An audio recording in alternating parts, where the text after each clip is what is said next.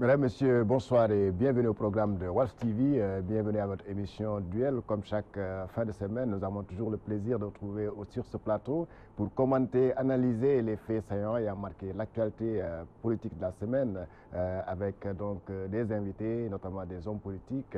Au milieu donc de ce numéro, nous allons évoquer le processus électoral, la présidentielle notamment de 2019. Le prétexte, c'est tout simplement cette polémique autour du fichier électoral, une polémique d'ailleurs qui a provoqué des dissensions très importantes et qui amène certains observateurs à se poser des questions sur la présidentielle de 2019. Hier, donc, l'opposition qui réclame toujours l'audit du fichier a été reçue au ministère de l'Intérieur au niveau de la direction de l'automatisation du fichier. Certains, en tout cas de l'opposition, ont dit que ce qu'on leur a présenté est loin d'être un fichier, c'est plutôt une maquette et soupçonnent donc le pouvoir de vouloir, en tout cas, leur glisser des pots de banane, c'est que l'opposition refuse et exige toujours l'audit du fichier.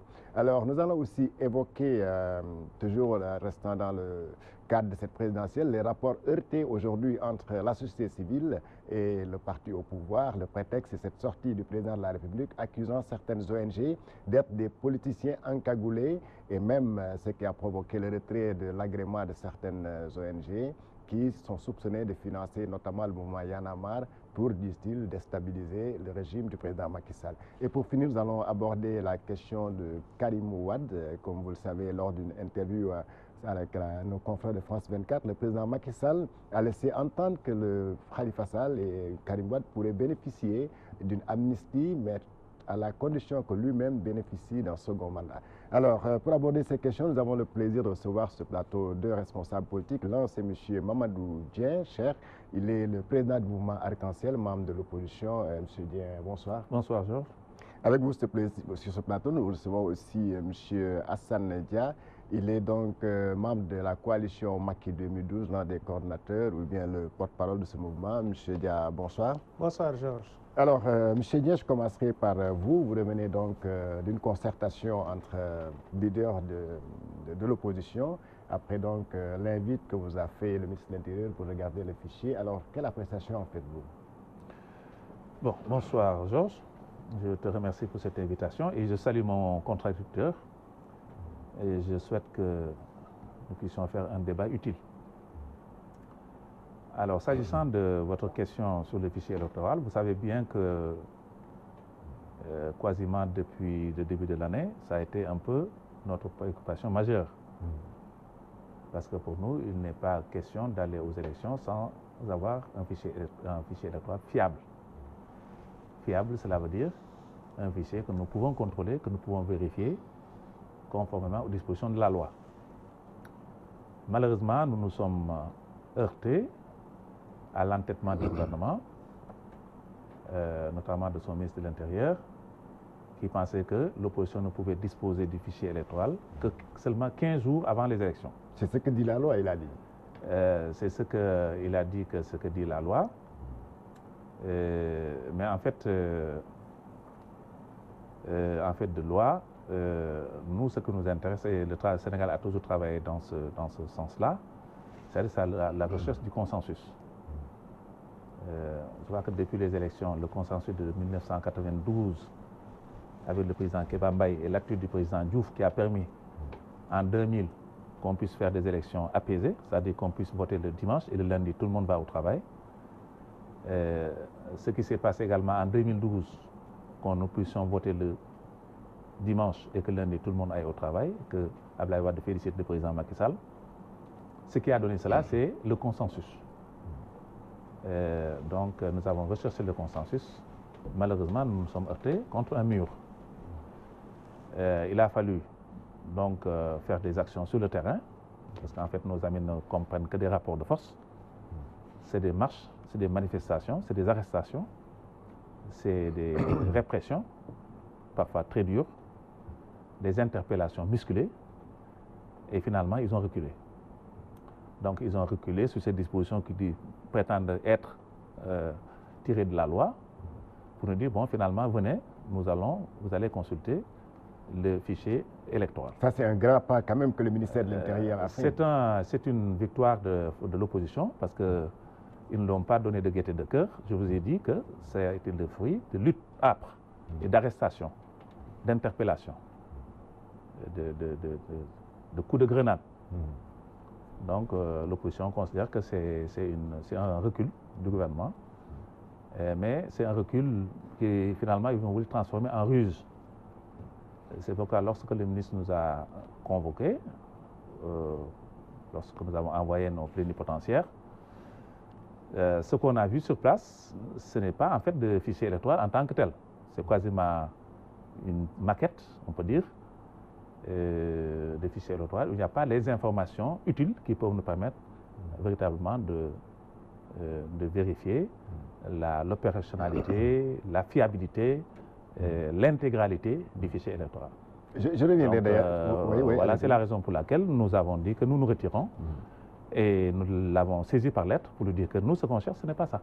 D'accord. Et que s'il n'accepte pas à notre demande, il va encore nous retrouver sur le terrain. Sur le terrain, voilà. Alors, M. Dieng, comme vous avez suivi l'intervention de M. Dieng, donc l'opposition considère que ce qu'on lui a montré, en tout cas ce jeudi, n'était pas un fichier, c'est une maquette, et que ces fichiers, en tout cas même cette maquette n'est pas fiable, puisqu'ils ne sont pas parvenus à vérifier les informations contenues dans le fichier. Merci, Georges. Je voudrais, au-delà des salutations, vous remercier de m'avoir invité à cette émission si prestigieuse qui est suivie de partout et profiter de cette occasion pour saluer M. Mamadou Dieng avec qui nous allons engager ce débat ce soir. Je constate pour le déplorer que nous avons une opposition qui n'est pas prête à aller aux élections, qui a toujours essayé de semer la confusion dans les esprits, à créer l'amalgame entre le doute et la suspicion pour, en tout cas, décrédibiliser le processus électoral qui est aujourd'hui en cours.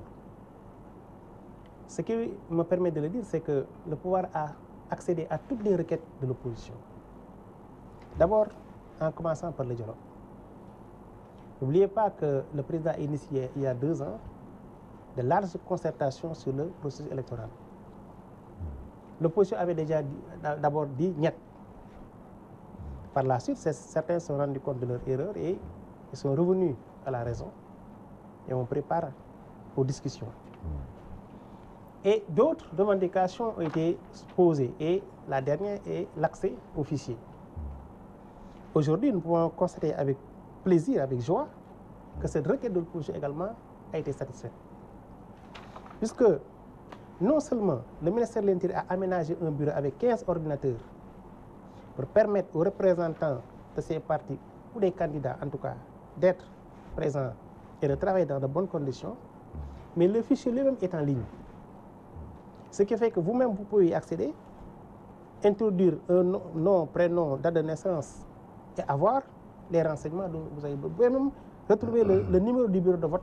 Mais ils ont dit que ce qui a été mis en ligne, ce que vous considérez comme le fichier mis en ligne, c'est une tromperie. C'est le fichier qui a été audité. Il y a eu un audit international qui a validé le fichier et qui a remarqué que ce fichier est valable à 98%. Donc s'il y a eu quelques marges d'erreur, la tendance était de les corriger. Mais l'essentiel est que effectivement nous avons un bon fichier. Mais le problème n'est pas là. Le problème c'est que faire, que dire pour que, en tout cas, les esprits soient surchauffés.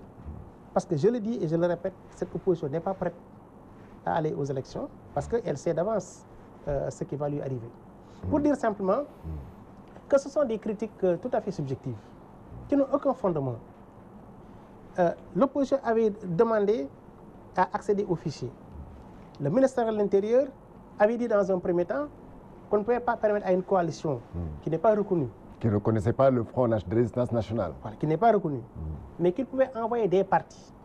Ça a été fait. Et le représentant a effectivement eu accès à la salle et on leur a en tout cas créé toutes les conditions pour qu'ils puissent travailler convenablement. Et les 15 ordinateurs ont été placés et le matériel, le dispositif était là pour qu'ils puissent travailler. Mais en réalité, le problème, c'est que j'avais dit tout à l'heure, c'est une opposition qui ne sait plus où elle va, une opposition qui végète, qui est dans, disons, le surplace, qui ne fait que ruminer, en tout cas, certains relents défaitistes, Et bien entendu, cela se voit nettement. Alors, Mamadou Dieng, le directeur de l'automatisation du fichier estime que ce que demande l'opposition est impossible parce que tout simplement, vous ne voulez pas vérifier en réalité la fiabilité du fichier, mais vous voulez accéder à certaines données personnelles, notamment les numéros des cartes d'identité, et ainsi donc, aller donc faire votre parrainage, et ce qui est impossible. Non, attendez. Il y a d'abord des questions qui ont été soulevées par mon contradicteur sur lesquels je voudrais peut-être un peu revenir. Notamment lorsqu'il parle de cette salle aménagée où... Avec 15 ordinateurs. Voilà. Donc, c'est vrai, nous avons envoyé 10 représentants, mais il y avait autant de policiers que de représentants dans la salle, déjà. Ce qui était quand même un peu bizarre. Le système n'est pas ce portail, parce que c'en est un, n'est pas ce que nous considérons comme le fichier nous permettant de vérifier l'opérationnalité, la fiabilité du système sur lequel nous allons partir aux élections. Il dit que des relents défaitistes, bon, c'est lui qui le pense. Hein, pour l'instant, on n'est pas arrivé à cela. Nous sommes encore à 3-4 mois des élections. On a le temps de voir venir. Pour l'instant, nous parlons du fichier électoral, la base sur laquelle nous devons aller aux élections. Ils ont introduit, il a parlé du dialogue, que des gens ne sont pas partis au dialogue. Moi, je suis parti au dialogue. Nous avons été au dialogue. Et si c'était à refaire, certainement que je ne l'aurais pas refait parce que c'est des gens qui persistent à user de malice et de ruse. Ils nous ont tenté de nous piéger avec ce dialogue pour pouvoir faire passer ce problème de parrainage qui actuellement, quasiment, divise le pays. Eux-mêmes, ils en sont les victimes. Les ministres ne travaillent pas, les directeurs nationaux ne travaillent pas, tout le monde est à travers le pays pour aller chercher des parrainages avec des doublons, parce que chaque ministre va dire au président, j'ai amené 50 parrains, j'ai amené 60 parrains. Donc c'est une chose extraordinaire qui n'existe qu'au Sénégal, qu'ils ont eu le génie de nous avoir inventé. En fait, de parrainage, pour que le parrainage soit valable, il y a un élément qu'ils ont introduit, ce qu'ils appellent le discriminant. C'est le numéro de la carte CEDEAO. Mais que vous ne pouvez pas vérifier avec la maquette qu'ils nous ont donnée. Vous ne pouvez pas accéder au numéro de la carte CEDEAO à partir de ce portail. Et ce discriminant est un élément de fiabilité du système de parrainage, qui n'est pas itératif. C'est-à-dire, il vous demande 0,8 à 0,9% du corps électoral.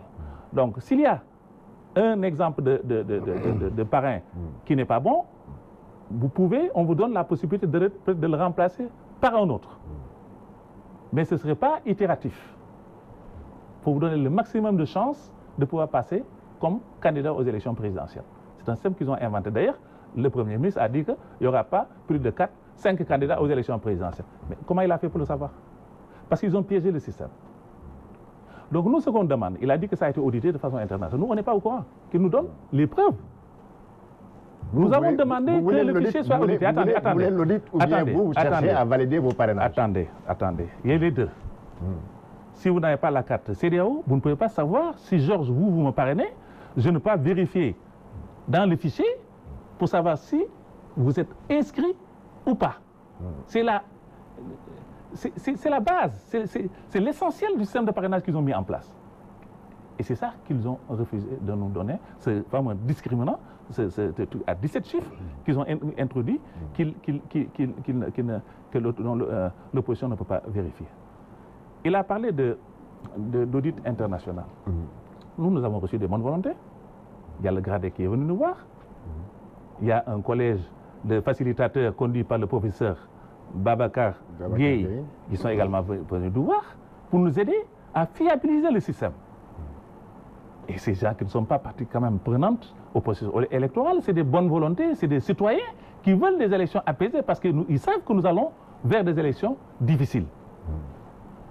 Mais pourquoi ne pas leur permettre de faire le travail correctement? Ils nous ont rencontrés, ils vont rencontrer le gouvernement. Ils cherchent à nous mettre autour d'une table pour qu'on s'entende sur le minimum avant d'aller aux élections. Parce qu'avec ces fichiers-là, il a peut-être raison, nous allons vers des non-élections. Ça, ils n'inventent rien. Ça, je suis tout à fait d'accord avec vous. Tant que vous persistez dans cette façon de faire, nous allons vers des non-élections. Donc, que ceci soit bien entendu, et nous sommes prêts à en tirer oui, mais, les conséquences. Michel Dia, ce qu'a dit quand même Michel Dia est assez important, c'est-à-dire que là, est-ce qu'il ne faudrait pas quand même faire un peu de concession pour qu'ils puissent vérifier eux-mêmes, est-ce que si les parrains qu'ils ont collectés à travers le pays sont effectivement inscrits au niveau du fichier? Mais, Georges, l'opposition était contre le parrainage. Oui. L'opposition a tout fait. Ah, donc vous l'avez imposé? Attendez. Oui. Je dis, ce n'est pas une opposition conséquente. Parce que cette opposition était contre le dialogue, contre le parrainage, contre le processus électoral et menace la stabilité et les élections à venir. Ce qu'il y a, c'est que le gouvernement quand même a des responsabilités. Il y a des choses que le gouvernement ne peut pas accepter de faire ou que les gens fassent en l'impliquant. Si on dit que le fichier est en ligne, moi-même je l'ai vérifié. Vous l'avez vérifié, vous êtes... Vous avez vérifié votre... Absolument. Vous allez, à la fin de l'émission, vous allez vous accéder à Internet, vous ouvrez, vous avez le fichier, vous mettez vos éléments, vos identifiants, et effectivement, toutes vos coordonnées sortent et on vous indique même votre bureau de vote. Ça, c'est clair. Et vous avez la carte CEDEAO? Bien. Tous les éléments, je dis, tous les éléments sortent. Ce qu'il y a, c'est qu'en fait, le pouvoir aussi est très vigilant. Sachant que cette opposition ne veut pas aller aux élections, il faut prendre des garde-fous. Sinon, mais ils sont même capables d'infiltrer le fichier. Des données. Attendez, non, oui, très sérieux. Finalement, les soupçons sont des deux côtés. Mais ils sont capables de le faire. Ils sont capables d'infiltrer, d'intégrer le fichier à tel point qu'ils puissent y mettre des données fausses pour dire, voilà, ça c'est l'œuvre du ministère de l'Intérieur et que ce ministère de l'Intérieur n'est pas capable d'organiser des élections. Comme il a dit, lors de la présence hier au niveau de la direction de l'automatisation du fichier, il y avait la présence de policiers qui sont là quand même. Mais un grand nombre. Mais les policiers... Ils ne peuvent pas se permettre quand même de saboter les fichiers ou bien d'y introduire des données qui ne sont pas quand même, ou bien données suspectes. Les policiers, ils sont pour la sécurité publique. C'est tout à fait normal. C'est tout à fait normal. Ça ne pose pas de problème. Ce qu'il y a, c'est que cette opposition, je l'ai dit encore et je le répète, n'est pas prête à aller aux élections. Elle est en train de broder, de chercher tout motif, toute raison, en tout cas pour discréditer le processus en cours et pour jeter le trouble et la confusion dans les esprits. C'est ça la vérité. Mais est-ce que ce n'est pas à votre responsabilité, vous, parti au pouvoir, quand même, de créer les conditions pour qu'il y ait quand même un consensus autour de ce fichier? Parce que j'ai dit que... En fait, le temps ne vous attend pas. Là, nous sommes maintenant à 4 ou 5 mois des élections. Autour du fichier électoral. Il y a discussion autour du processus électoral. Il y a parrainage. Aujourd'hui, ces partis qui étaient contre le parrainage sont en train de chercher des parrains, des signatures. Ils veulent être en règle peut-être avec la... Ils veulent être conformes avec la loi. Moi, j'aurais pu comprendre qu'ils disent non, nous sommes contre le parrainage, nous ne cherchons pas de parrain. C'est ça qui était la position la plus logique. Mais justement, c'est ça. C'est-à-dire, c'est ça la position la plus conséquente. Un parti politique peut ne pas aller aux élections. Ce n'est pas une première. On a vu des cas, similaires. Non, Hassan. Ce qui fait que, moi, je trouve contradictoire de dire qu'on est contre le parrainage et de sillonner le pays pour avoir des parrains. Vous voulez qu'il vous laisse seul sur le terrain? Non, ce n'est pas ça. Non, c'est une question de cohérence de démarche. À l'arrivée, vous risquez de vous retrouver... Je veux dire, dans tous les cas... seul Macky Sall candidat à la présidence. Non, ils auront des adversaires postus. Non, il y aura des candidats. Ils auront des... Mais moi, mon problème, c'est la conséquence. Un acte doit être conséquent. On ne peut pas être contre le parrainage et chercher des parrains. Mais c'est que l'opposition a échoué à ce niveau. Parce que l'opposition disait il n'y aura pas de parrainage. La loi est passée. Donc aujourd'hui, on est là-dessus, on est en train de travailler dans ce sens-là. Donc, sachant bien, sentant la défaite, elle est là, ils le savent. Parce que ce sont des gens aussi qui réfléchissent, qui ont des données, qui font des sondages, qui savent ce qui va se passer. Donc maintenant, ils veulent préparer l'opinion à des contestations ultérieures, en disant attention, on n'était pas d'accord, on n'avait pas du fichier, donc non. C'est ça la vérité. Mais est-ce que si vous ne les laissez pas accéder au fichier, on ne va pas arriver à cette contestation? Mais ils ont accès au fichier, Georges. Ils ont accès au fichier. Oui, mais M. Dieng dit que ce dont ils ont besoin, c'est le numéro de la carte d'identité CEDEAO. Il sait très bien. Mais le problème n'est pas là. Le problème, c'est est-ce que quand on accède au fichier, on peut avoir les données dont on a besoin, oui ou non? Et la réponse est affirmative. Nous, ce qu'on veut, c'est un accès intégral au fichier électoral. Ce qui est conformément aux dispositions de la loi. Et ce qu'on vous a donné hier, c'était pas... Ce qu'on nous a dit, on vous a dit, on ne revient pas sur ça, on va perdre du temps. Il a dit que l'opposition n'est pas conséquente parce qu'on ne voulait pas du parrainage. Effectivement, on n'a jamais voulu du parrainage. Voilà. On a dit parrainage zéro. On a même quitté la salle pour montrer notre opposition à ce système de parrainage. Et comme il a dit, justement, ce qu'il voulait un boycott. Mais s'il y a un boycott, ce ne serait pas Macky Sall tout seul.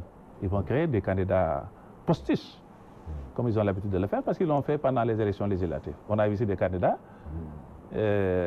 parmi nos amis, avec qui, quand on est dans les réunions, même pour sortir, c'est toi qui les déposes en voiture ou de temps en temps, tu les dépannes pour avoir les billets de taxi, qui sont retrouvés avec la caution de 25 millions. Qui leur a donné les 25 millions?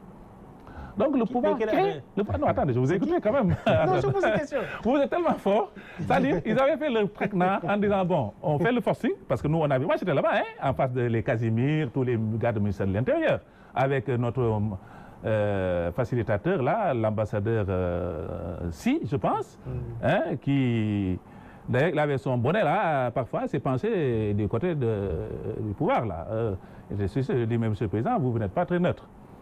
Alors, quand on a dit le parrainage est une question préjudicielle pour nous, si vous persistez, on ne continue pas la discussion. Ils ont fait intervenir quelques éléments de la société civile qui ont dit, écoutez, il ne faut pas qu'on bloque. Bon, soyons d'accord sur les points sur lesquels on peut continuer à discuter. Le parrainage, on en parle après. Nous, on a dit non. Question présidentielle, pas de parrainage. Et on a quitté la salle. Ils ont fait le PV, le constat de notre absence. Ils ont fait le projet de loi, fait voter par la majorité mécanique. Puisque la loi, elle est votée. Dure est la loi, mais c'est la loi. Voilà, l'ex ad lex. Vous voyez qu'il est un excellent juriste. Donc, vous voulez nous faire tomber dans ce piège de non-participation? On a dit non. Même la mort dans l'âme, nous allons partir aux élections présidentielles, contrairement à ce que vous dites, disant que nous connaissons que la défaite, elle est là, que ce n'est pas la peine d'y aller. Non, on va y aller. C'est pourquoi nous cherchons des parrainages. Mais dans ces parrainages, vous avez encore mis des traquenards. Parfois même, vous nous envoyez de faux parrains. On a vu dans le soleil d'aujourd'hui, on a dit qu'il y a 1200 parrains de Bokk Gis Gis qui ont été quittés, qui ont parti rejoindre le président du comité rural de Touba, c'est machin.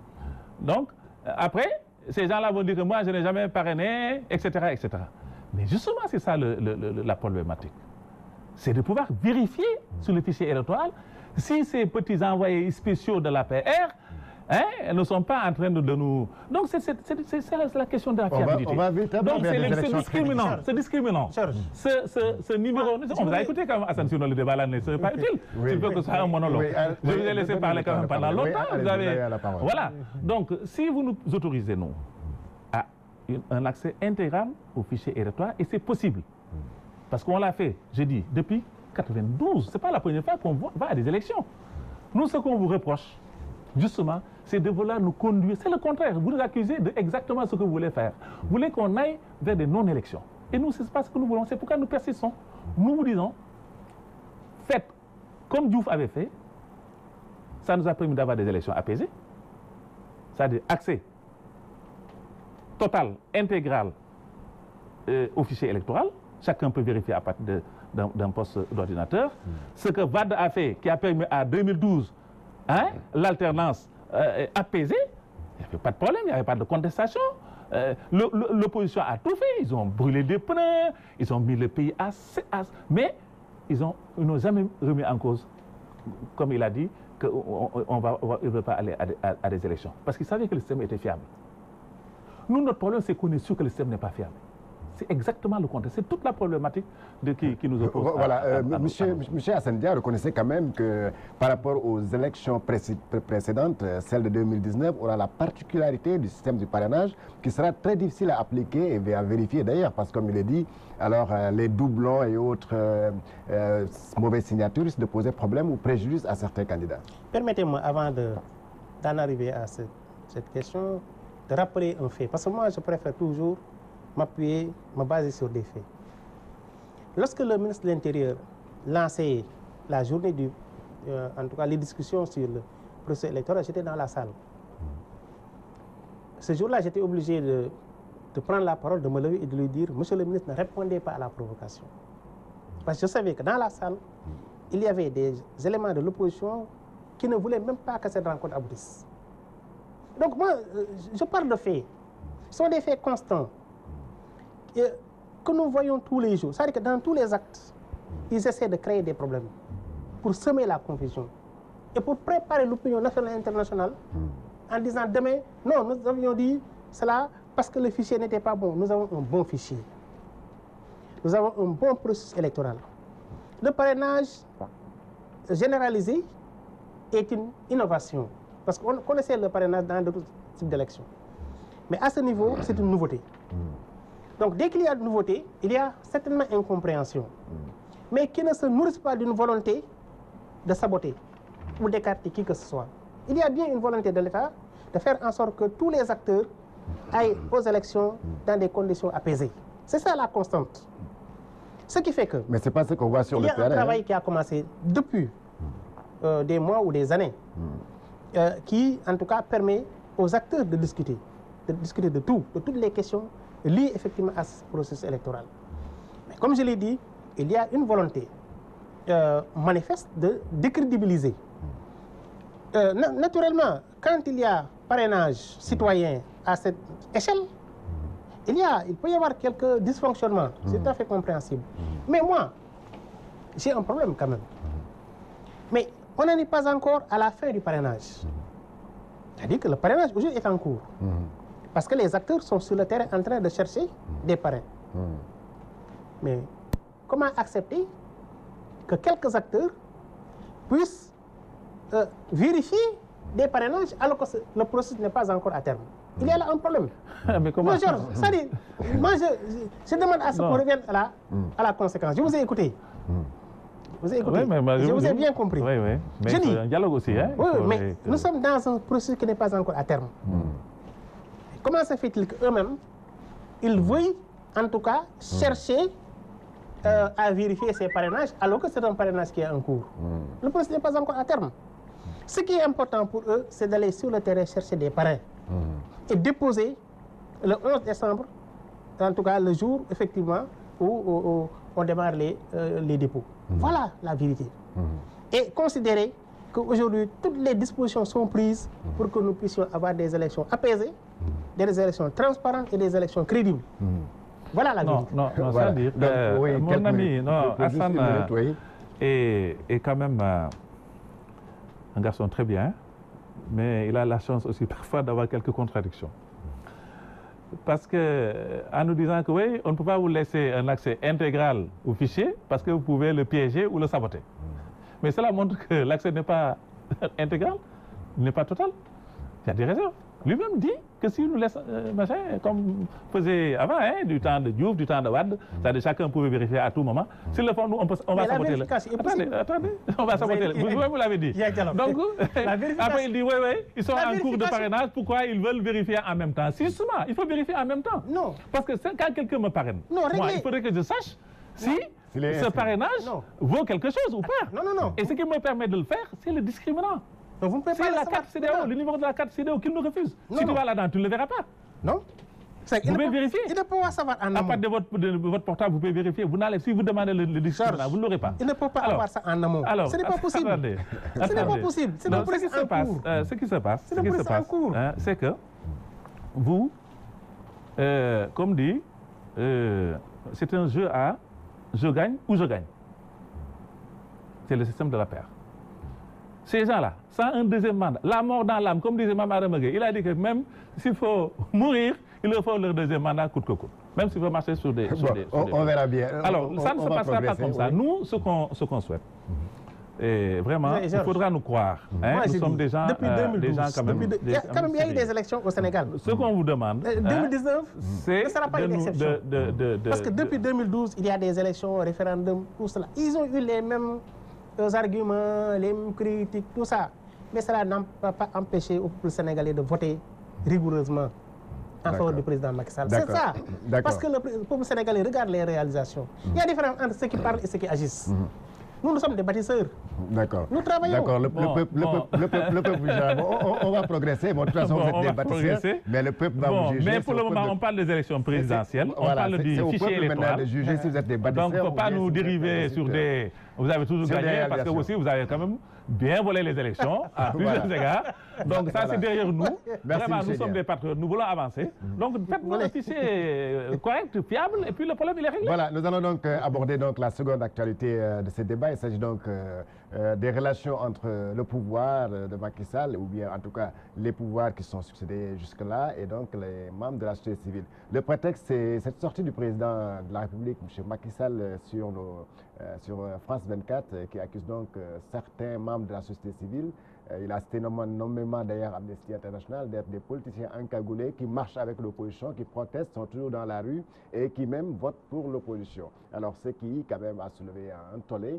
Et voilà, certaines mêmes organisations de la société civile, en tout cas organismes internationaux, se sont vus retirer leur agrément, notamment parlant de l'ID Afrique, au SIWA ou bien des sociétés, en tout cas tous ces organes-là qui sont accusés d'être des financiers de certains mouvements comme Y'en a marre. Alors, M. Dieng, alors qu'est-ce que cela vous fait comme première réaction de voir la société civile accusée d'être de votre côté?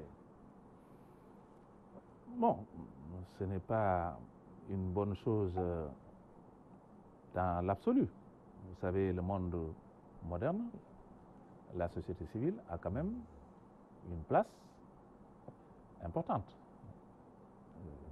de manière générale. En tout cas, moi, pour les organismes, en tout cas, certains d'entre eux qui sont visés par cette déclaration du président, moi je leur marque ma totale solidarité. Ils ont leur place dans une société moderne. Vous allez partout dans le monde actuellement, la société civile est un bras social, est une tête pensante dans les perspectives, dans les bilans, dans les diagnostics, pour aider à la bonne marche de la société, à la meilleure organisation de la société. Voilà, oui. Donc ces gens ont besoin de moyens. Donc ils ont besoin de moyens, il faudrait bien qu'on trouve ces moyens-là, mais à condition aussi eux-mêmes qu'ils restent quand même dans leur mission essentielle de neutralité et peut-être d'équidistance par rapport aux grands enjeux politiques. Moi, je ne donne pas un blanc-seing comme ça à toutes les organisations de la société civile, même si je suis de l'opposition. Et il y en a certains parmi eux avec qui je ne suis pas d'accord dans cette façon de faire. Parce que si je vois mal le rôle qui a été joué par certains d'entre eux pendant les élections de 2012,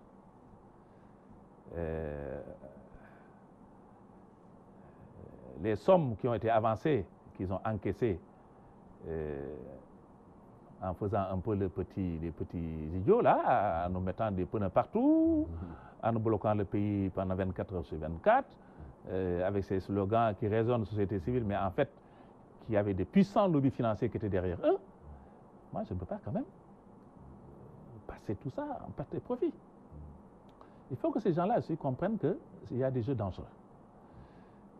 Quand j'entends les responsables de Y'en a marre, qui ont largement contribué à la chute de l'ancien régime, venir dire que, oui, dans notre financement, ils ont même accusé le ministre de l'Intérieur. C'est public, hein, ce que je dis là, je ne le diffame pas, c'est public. Ils ont dit, oui, même le ministre de l'Intérieur, on l'a financé. Bon. Ils ont aidé l'opposition dans leur marche, la conquête du pouvoir. c'est pas leur mission, ça. Donc, je pense qu'il faudrait qu'ils reviennent à l'orthodoxie, qu'ils s'occupent des questions sociales, de pourquoi ils sont là, de mission de veille, sociale. Moi, c'est là où je les attends, beaucoup plus que d'aller trouver des... Parce que quand on me dit que Y'en a marre a reçu 350 milliards, ou 350 millions de francs CFA, quand même, je dis où est-ce qu'on a mis cet argent? Et je me demande si le pouvoir de Wade qui est tombé, qu'est-ce qu'il a fait tomber? Est-ce que c'est des forces politiques normales? Ou bien il y avait des forces, je ne sais pas, sous le couvert? Ça là, je ne suis pas parfois très loin de ce qu'a dit Macky Sall. Il était avec eux. Donc il a vu comment ils ont fait tomber le régime qui était là. Mais lui, est-ce qu'il va aller cette année aussi? On va aller faire le même coup. C'est humain. Donc moi, c'est pas parce qu'on a une posture d'opposition qu'il faut tout avaler. Les gens qui retournent leur veste, qui reviennent aujourd'hui nous dire, non, on en discute entre nous. Même hier, pas plus tard qu'hier, on a abordé cette question qui n'a pas fait l'humanité parmi nous. Il y a des gens qui veulent dire, oui, si vous dites que l'autre m'a insulté le mois passé là, donc je ne parlerai pas avec lui, non, notre objectif c'est, etc., la marche politique et les conquêtes du pouvoir, machin. Non. Moi je pense que il y a des valeurs et des principes sur lesquels aussi il faut qu'on soit d'accord. Moi je ne peux pas voir tout ce que Y'en a marre nous a fait en 2012. Quand vous étiez au pouvoir. Quand on était au pouvoir, qui nous a littéralement fait tomber avec de l'argent venu d'ailleurs, de puissants moyens financiers. On a vu Laurent Fabius, le premier ministre français des Affaires étrangères, aller rendre visite à Y'en a marre. Je dis, mais qu'est-ce que c'est que cette histoire-là? Hein? Maintenant, tout est à nu, à plat, le grand truc, ils s'accusent entre eux, oui, nous avons financé de l'opposition. Maintenant, moi, je préfère être prudent. Donc, moi, voilà un peu, en tout cas, comme première réaction. Justement, alors, M. Dia, comme l'a rappelé tout à l'heure M. Dia, cette opposition, pas cette opposition, ces organisations de la société civile que vous êtes en train de vilipender, entre guillemets, étaient de votre côté en 2012, comme l'a dit, pour faire tomber le président Wade. Avec peut-être quels moyens se posent les questions sénégalaises? Je crois qu'il doit y avoir des consensus forts entre acteurs de la vie politique sur la moralisation de la chose publique. Il n'est pas normal de raisonner en termes de camp ou de position du moment. Ce qu'il y a, c'est que des organisations dites de la société civile brassent des centaines de millions. Sur Wade, ils brassaient des centaines de millions également. Sans que l'on sache exactement qu'est-ce qui en est la motivation, quels sont les enjeux, quelles sont les origines même de ces importants financements. Et cela a des dérives.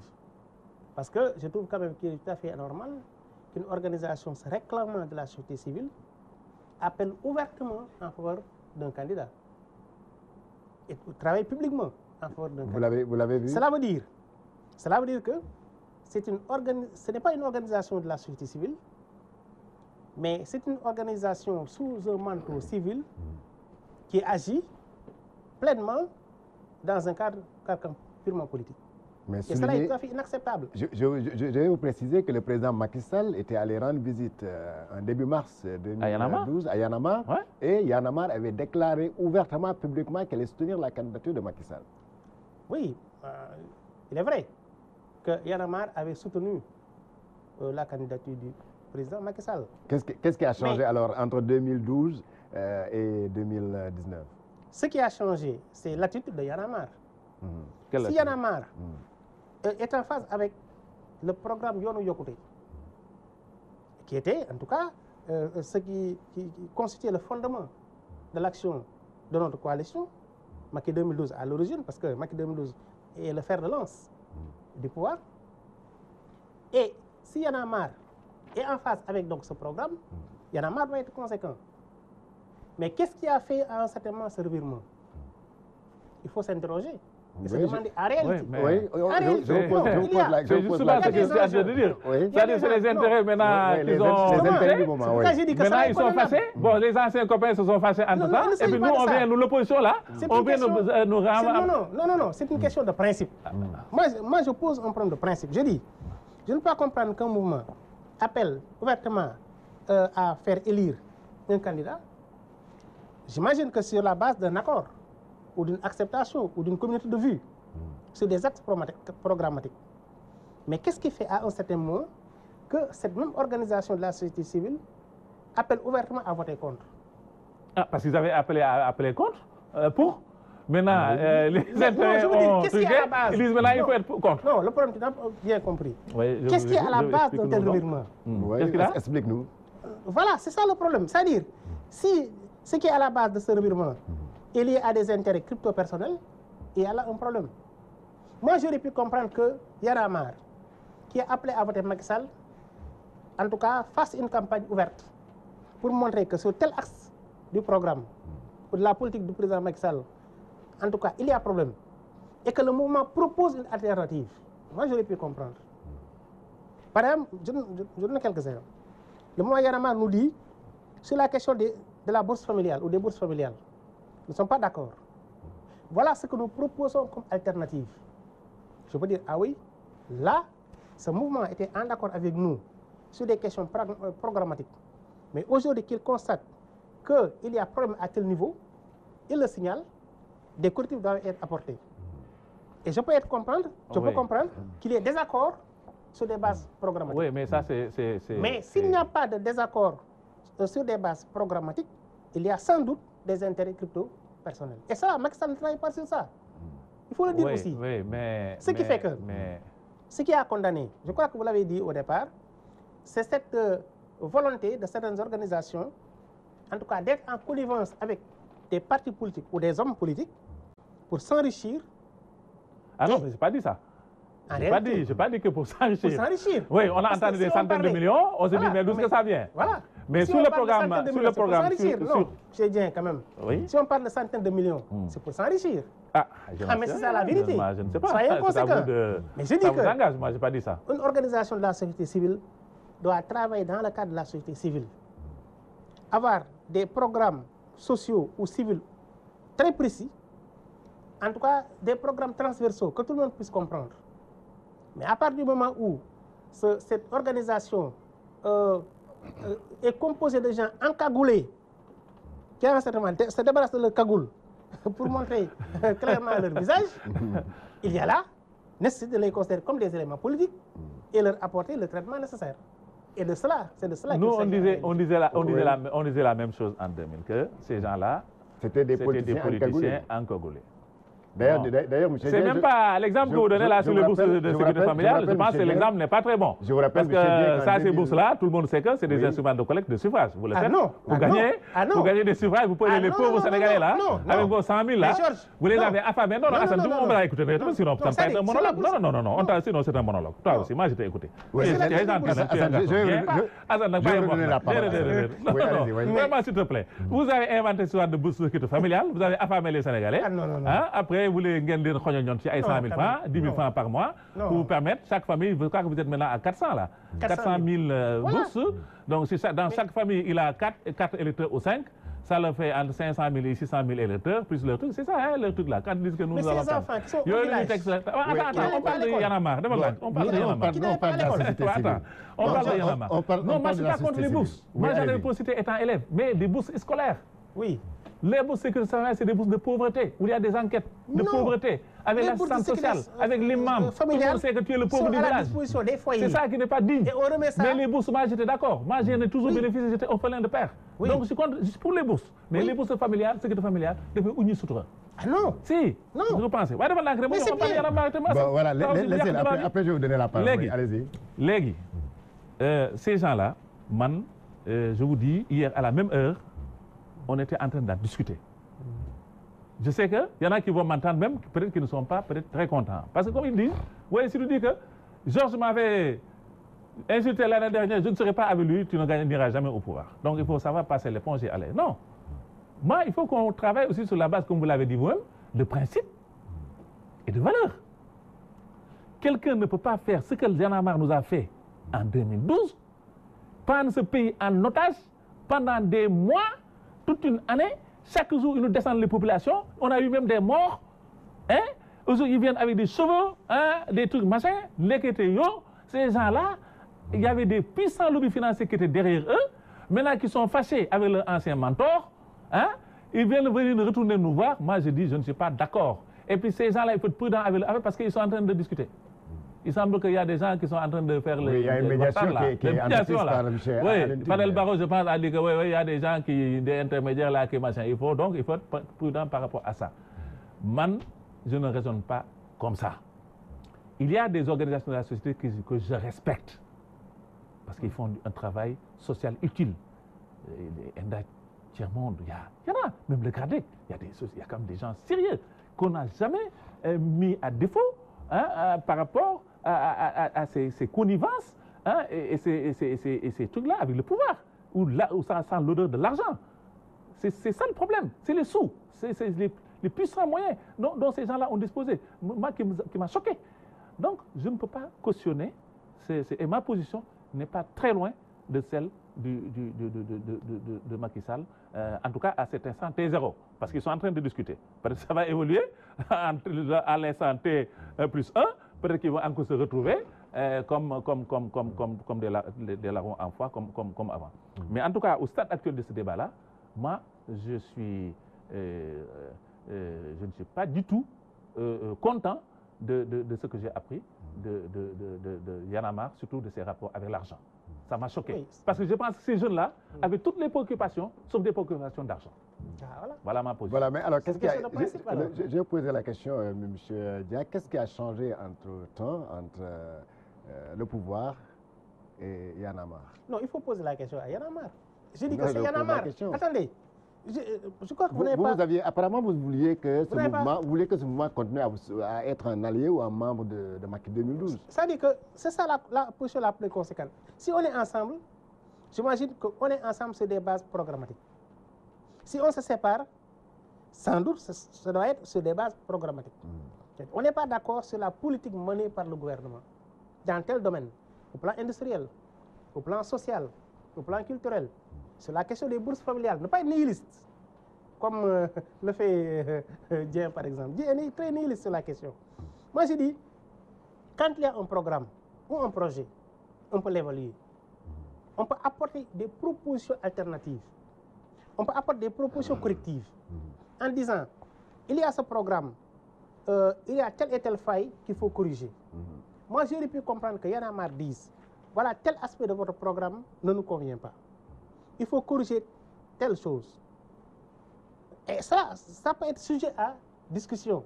On peut engager des débats à ce niveau. Si on ne trouve pas de terrain d'entente, autrement dit, s'il n'y a pas d'accord entre organisations partenaires, s'il y a cassure, la cassure est compréhensible. Mais si la cassure naît ou s'enracine sur des divergences liées à des intérêts crypto-personnels, je dis qu'il y a un problème.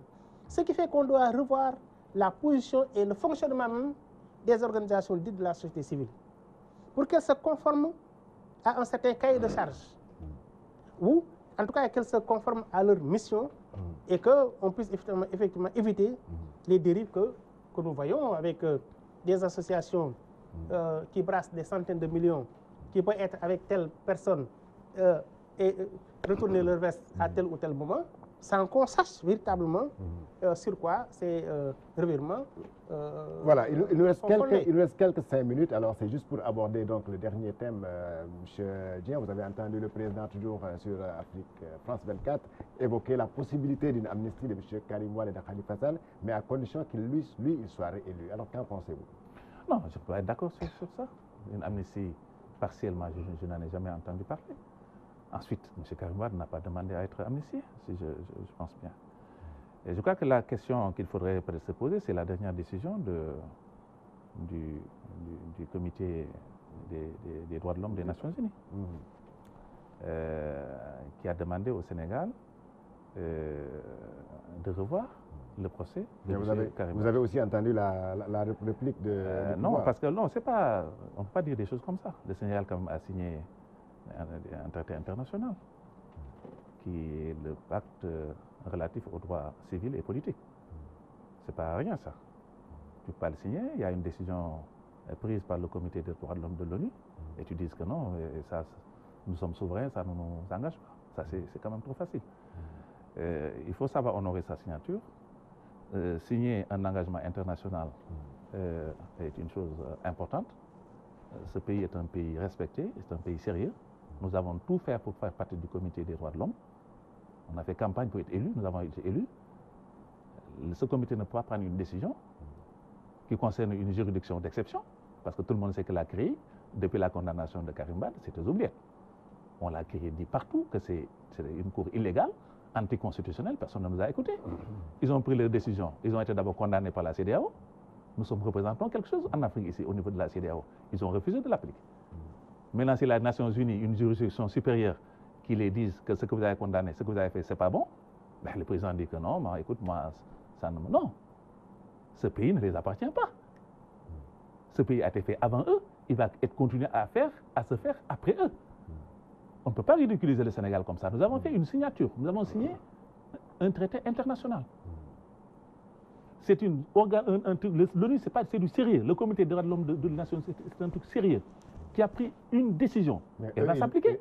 Sinon, on va voir les conséquences. Au niveau du pouvoir, on parle de recommandation plutôt que d'injonction. C'est une décision, tout le monde sait que ça, c'est le langage de nos amis là. Ils sont très forts en français, hein. Ils changent les verbes, les mots là, pour ne pas exécuter, parce qu'ils sont habitués des faits. Mais ils sont condamnés. Ce qu'il y a lieu, c'est de reprendre ce procès. Voilà. Et enfin de permettre notamment à M. Karim Wade d'être quand même candidat aux élections présidentielles. Justement, il entre vos sommets là. C'est pourquoi vous dites qu'on ne va rien gagner, parce que, etc. Vous avez bouclé l'affaire Karim Wade. Mais vous serez obligé de le laisser. Plutôt que d'entrevoir une possibilité d'amnistie de M. Karim Wade, est-ce qu'il ne faudrait pas plutôt se conformer à ce qu'a dit le comité des Nations Unies sur les droits de l'homme? Nous n'avons pas créé la CREI. Oui, vous ne l'avez pas créé. Mais est-ce qu'il ne faudrait pas plutôt, pas respecter les recommandations de l'ONU plutôt que de dire que voilà, nous allons peut-être l'amnistier si une fois nous avons un deuxième mandat? Le président Macky Sall, dans sa générosité, il me rappelle le Parti socialiste, quand Abdou Diouf, dans sa générosité. Un vœu très noble. Il a dit que s'il gagne l'élection présidentielle de 2019, il se pourrait qu'il décide, en tout cas, qu'il penche dans le sens d'une amnistie accordée à Karim Wade et à Khalifa Sall. Mais il n'appartient pas au président de faire l'amnistie. L'amnistie, c'est l'Assemblée nationale. L'Assemblée nationale qui devra voter l'amnistie. Mais, en la matière, il s'agira sans doute d'un projet de loi qui sera soumis à l'Assemblée nationale et appel sera fait à l'Assemblée nationale pour voter ce projet de loi. Mais tout cela, contrairement à tout ce bruit qui a été fait à ce niveau, montre quand même la sérénité du pouvoir à ce niveau. Ce comité n'a pas d'injonction à donner. Parce que le Sénégal a toujours respecté les droits civils et politiques. Je rappelle que tous les droits de M. Karim Wade ont été respectés du début à la fin du processus. Même s'il faut l'exiler, ouvrir les cachots à minuit, le mettre dans l'avion à 1h du matin. Mais pourquoi il est parti? Mais il faut la contrainte. Est-ce qu'on l'a? Non. C'est la première fois qu'on voit des cachots ouverts à minuit. On l'a pas pris. Mettre le prisonnier dans un avion à 1h du matin pour le sortir du pays. Voilà, merci. On me signale que le temps qui nous est imparti est terminé. Donc, merci à mes chers invités. Je rappelle que nous avions le plaisir de recevoir ces plateaux M. Assane Dia. Je rappelle qu'il est membre de la coalition Macky 2012, donc la mouvance présidentielle. Merci à M. Mamadou Dien. Il est le président du mouvement Arc-en-Ciel, membre donc de l'opposition, du Front National de Résistance. Merci à l'équipe technique, Cheikh Tidiane Ndiaye. Merci à Issa Diagne. Merci à Oustaz Hassan pour la coordination. Merci aussi à vous, chers téléspectateurs. Excellent week-end avec les programmes de WALF TV.